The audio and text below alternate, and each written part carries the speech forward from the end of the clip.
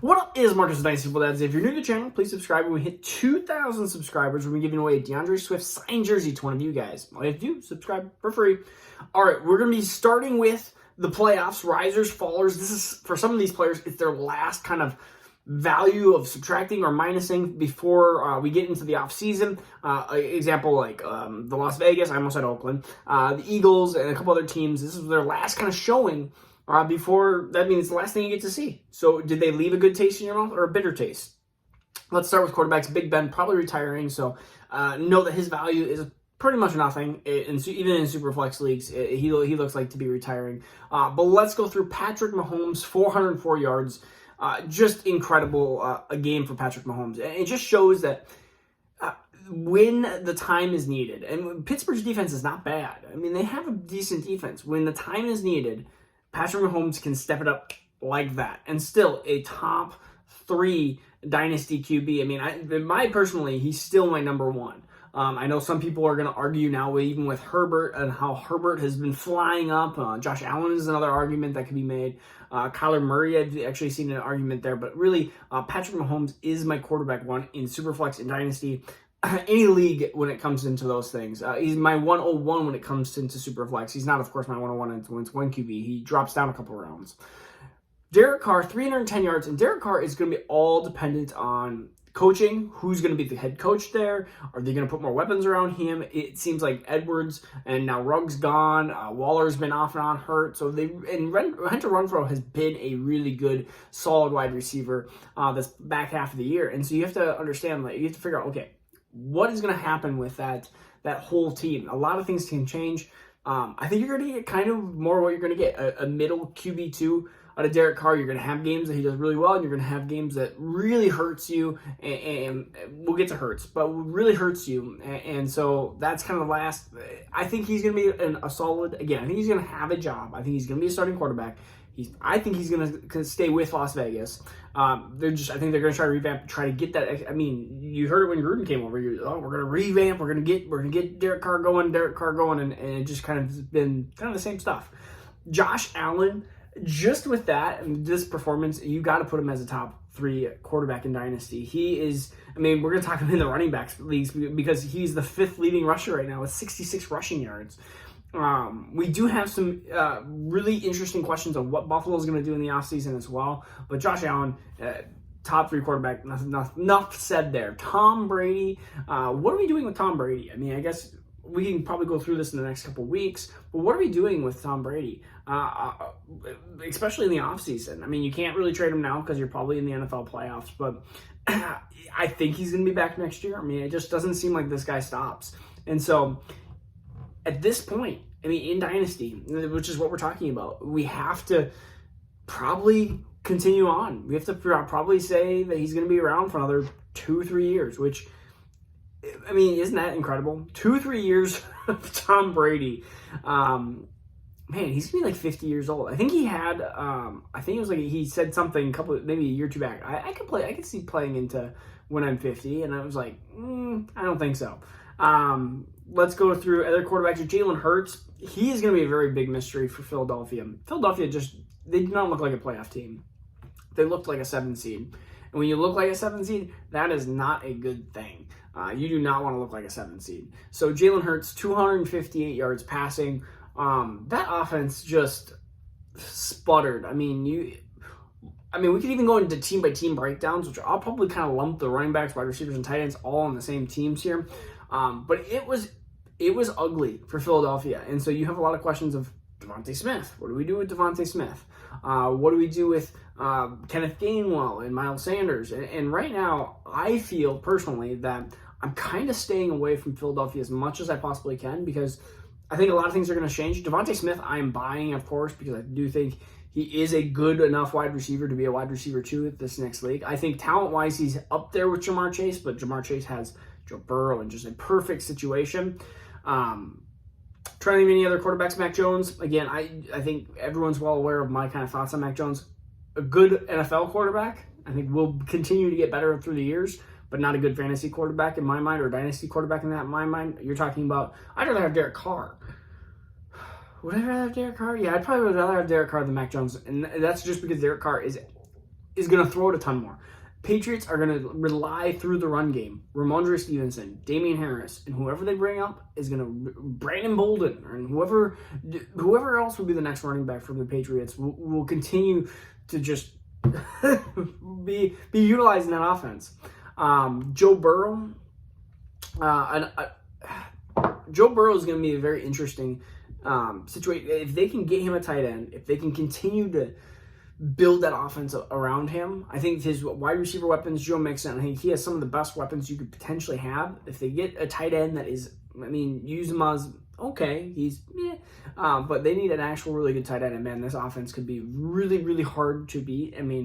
It's like Joe Burrow, Herbert. Which one would you rather have? I personally would rather have Herbert because he's shown to do it better, and he has a little bit more, I don't even say mobility, he runs a little bit more. Other teams that we haven't talked about, Jimmy Garoppolo, what are you going to do in Dynasty? And him, he again is going to probably perform what he did. He's a low-end QB2, high-end QB3, which is nothing crazy, probably high-end QB3. But he's probably going to go to a team that is desperately needing him, like Denver, maybe a Seattle replacement, or something along those lines, or Carolina. Carolina would desperately need a guy. We're going to go through positional players too. Dak Prescott, what do we do with him? I think he's a low-end QB1. I think his value went from QB 5, 6-ish down to like 9, 10, 11-ish. It's just with the Cowboys offense, he has shown, again, the big boom, which is 30, 40 points in a game, and he's shown the big bust where they utilize Zeke or their defense now. Their defense has actually been decent. I know they let up 23 to the 49ers, but their defense has been pretty good, so that's been a problem. Rams and Cardinals we'll talk about tonight or tomorrow, of course. But let's go through some running backs here. Elijah Mitchell. I do think Elijah Mitchell will be a solid running back. Next year. You're talking about a guy who, when healthy, has been a running back, probably a low-end RB1. So Elijah Mitchell is, again, a guy that he's kind of in this middle phase because you got to see if Raheem Mostert's back, Jeff Wilson's back, and I think those guys, especially like Jeff Wilson, doesn't take too much. He's just more of a backup. But Elijah Mitchell needs to stay healthy too. I think Trey Sermon is a danger.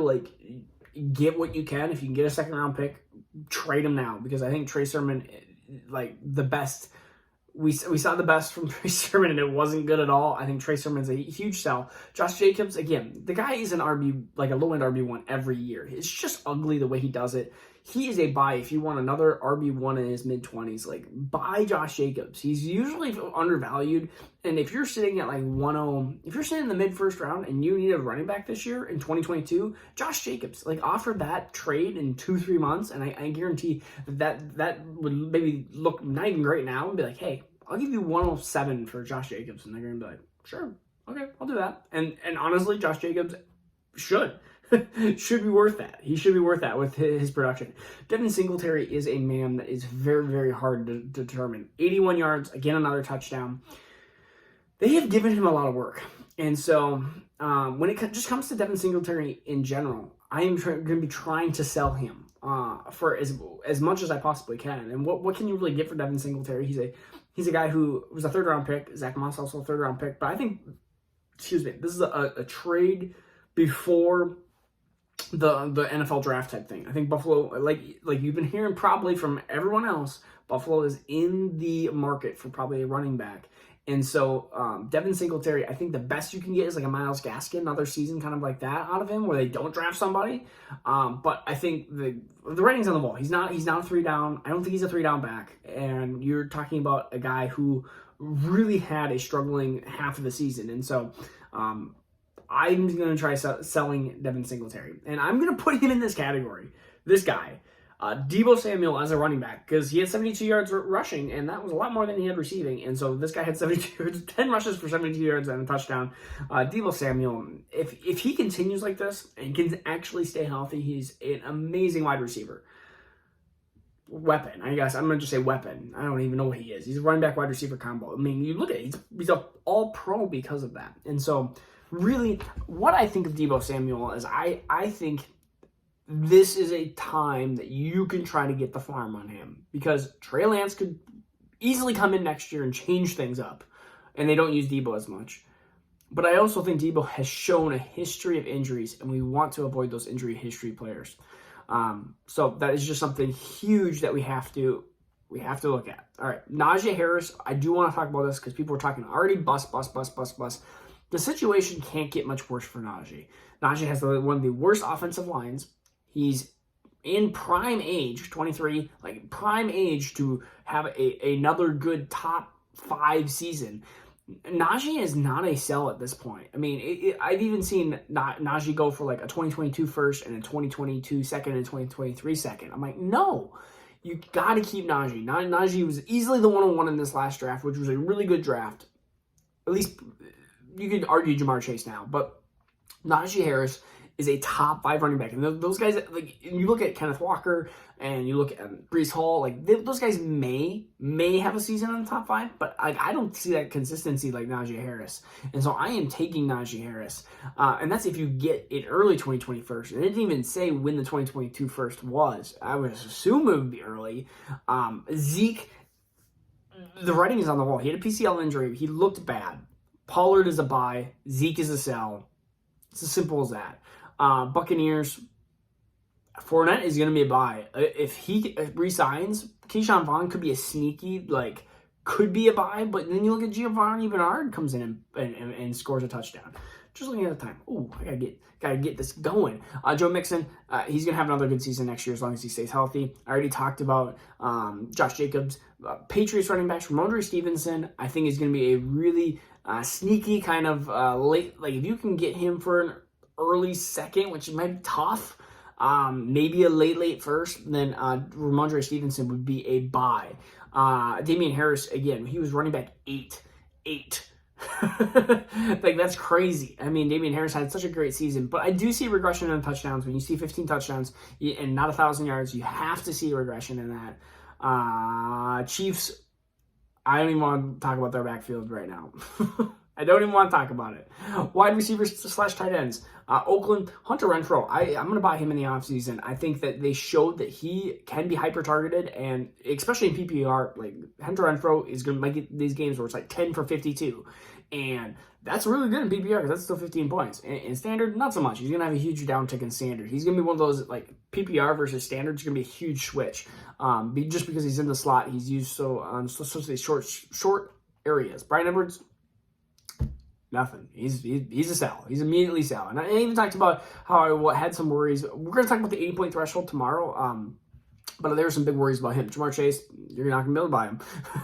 Nope. T. Higgins, going to be a decent wide receiver too. You're going to have the games where it's going to be Higgins, and you're going to have the games where it's going to be Chase. Right now, I'm buying Higgins because Chase is 1,000 times more expensive. Bills, you're buying Diggs. Diggs is awesome. Knox, I think Knox is actually a good solid tight end one next year. Somebody that I'm buying just because they utilize the tight end so much, and he scores touchdowns. And they score a lot of touchdowns in Buffalo. Patriots, Hunter Henry. Again, another kind of that mid-solid. Would I rather have Knox or Henry? I'd rather have Knox, but Henry's better than like a Gesicki and stuff. So like you're talking about, again, kind of into that 6 to 16 range, more towards the 6 range for both of those players. And they don't have any weapons right now that I care about a ton. Jacoby Myers, maybe. I mean, it's just ugly there. Eagles, Goddard. He's also in that category. I would actually rather have Goddard over. I'll have him over Knox. So it would be Henry, Knox, Goddard. Yes. Buying Davonte Smith if I can buy him lower. I mean, I'd rather have Davonte Smith over, right now, at least over, he's up there with Garrett Wilson and Treylon Burks. So you're talking, he's in that kind of top 4 or 5 pick range when it comes into the 2022 draft. I have to do a little bit more dive in deep into the research, but we'll go through that. Bucks. Buying Godwin still. I mean, he might not be a buck. He might be a buck. Torn ACL kind of stinks. Mike Evans, he only scores 1,000 yards every year, or he only has 1,000 receiving yards every year. Him and Gronk are tied to Brady. So if they have another 2 years, I'm gonna say they're each gonna have 2 more years, and you're not gonna get any more. And you might have you might get a year less. I think Brady has 1 or 2 more years left. But I don't think he has 0 years. So I think that's a positive. I think there'd be a bigger send-off if there was. CeeDee Lamb is somebody that I am worried about just because he has shown a decline in performance lately. He's so athletic, so good. Just so frustrating. It'll be interesting to see if where Gallup goes, Amari Cooper, if he stays, or if they try to get rid of him. Dalton Schultz is another tight end that if anything, that I've kind of realized that a lot of these tight ends, a lot of these teams have decent tight ends. Because we're going to talk about Freiermuth and Kelsey next. So yeah, CeeDee Lamb is a concern, and Cooper, know that we'll talk probably more in depth into some of these teams because I gotta get going here soon. But yeah, I think CeeDee Lamb concerns me because I even put a thing out there. Would you rather have CeeDee Lamb or Chase before Chase's season? And about 99% of people said CeeDee Lamb. I would say probably 99% of people say Jamar Chase now. And that's only after 12 months. And that's how crazy Dynasty can work at sometimes. We talked about Debo, Brandon Ayuk, Kittle. I think Ayuk is going to be a solid low-end wide receiver too. I think he could benefit from Lance, but you're talking about wide receiver 22 to 25 for Ayuk. Kittle is going to be awesome. He's going to have some of these games that are and he's going to have some of these games that are going to be tight end winning weeks. Steelers, Deontay. I think Deontay will still be good with it, whether it doesn't matter quarterback-wise. I think Claypool is going to have a limit depending on who the next quarterback is. So Claypool is just right now is a sell, just because that offense is a mess. With Juju, too, I think Najee and Deontay are gonna hold that value. I think Claypool and Juju could struggle. And the Chiefs, running back is still a huge mystery. I still believe in Clyde Edwards-Helaire at least somewhat. Hill has had some bad games lately, which has kind of been concerning. We're going to have to keep an eye on the next game or two here. And Kelsey is just going to keep being the tight end one. That is what he's going to be. He's going to keep being the tight end one or the tight end two. He looks amazing. And I think his value is tied in with Pat Mahomes. I could definitely see, as of 12 months ago when I was like, I think he's going to lose a step. They keep firing him. Like, I would rather have him in Dynasty over almost every other single tight end not named Pitts and Andrews. And Kittle. And Kittle's even a question because Trey Lance could throw that for a loop. I mean, Kittle is Kelsey. You could see another 2-3 years. He could be on the Tony Gonzalez route. He could be the unicorn that we talked about. We talked about 2 unicorns that could punch. Well, 3, one in each almost position. Brady, kind of a unicorn. Derrick Henry started off so late in his career, and then Kelsey on years. These are outliers. These are way outliers compared to anything previous that we've seen. So again, this is Marcus. Thanks for that. Hit that subscribe button. Peace out. We'll see you tomorrow.